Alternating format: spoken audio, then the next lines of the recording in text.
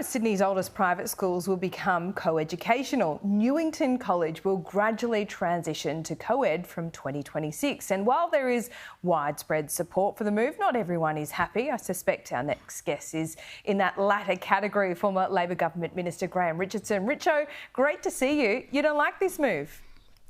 Oh, well, I'm not one who favours co-education. And when it was likely that it was going to be put into practice at Cranbrook, the school my son attends, I and a number of other parents cracked up pretty heavily and really gave them some, and we got it put back so that it won't start at Cranbrook until after my son Darcy has left, which suits me just fine. But I'm not a fan of co-education, and it seems to me that it's now becoming the norm. Boys and girls schools will be a thing of the past if we allow this just to continue.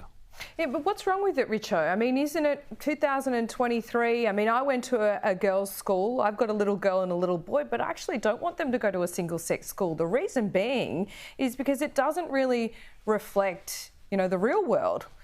Once they get to university, it's boys and girls. Once they get into the workplace, it's the same. Yeah, but it doesn't mean you've got to do it really early. I think if you can get the main part of your study away without distraction, and as far as I was always concerned when I was 16, girls were certainly a distraction, there's no doubt about that. If you can get the most part of your education away without that kind of distraction, then what's the problem? I can't. We're only talking a couple of years here. This is nothing dramatic. No, it's not dramatic. But if I put to you that if boys and girls are together in these elite GPS schools, they both have a different attitude to, what leadership looks like, particularly when they get into the workplace. These schools are always talking about grooming the next CEOs, for example. So why not start early, Richo? Well, I think we're still starting pretty early. It's just a matter of how early. That's all. And I think that we've got it pretty right at the moment. And if it ain't broke, why are we fixing it? Well, because there's not a lot of co-ed elite schools in Sydney, to be frank. In the eastern suburbs, for example, there is one at the moment that's a public school. I mean, this would create more options, would it not?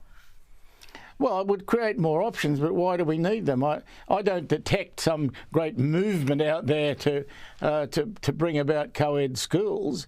I think people are reasonably happy with the education system. I certainly have been.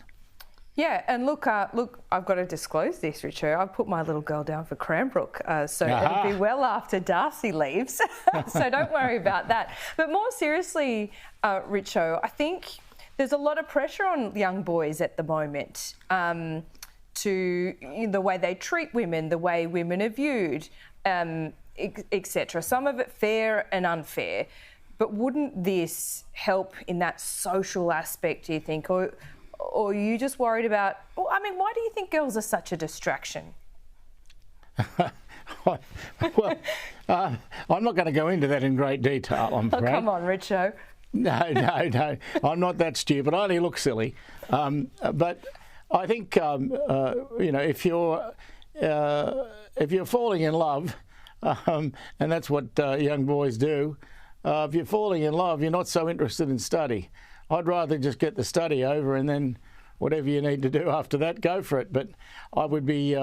I've never believed, ever, that you've got co-education is a good thing.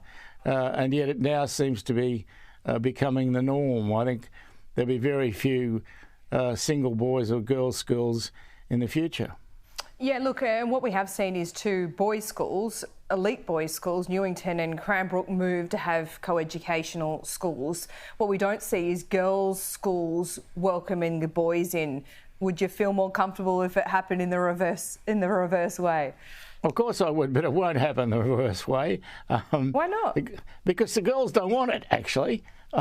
If you detected a movement in the girls' schools to change over to a co-ed system, I haven't. And I know quite a few girls who and parents from private schools who who go to single-sex schools, and I haven't heard them tell me that they don't like it, that they need a change. I haven't heard it at all, not from one person.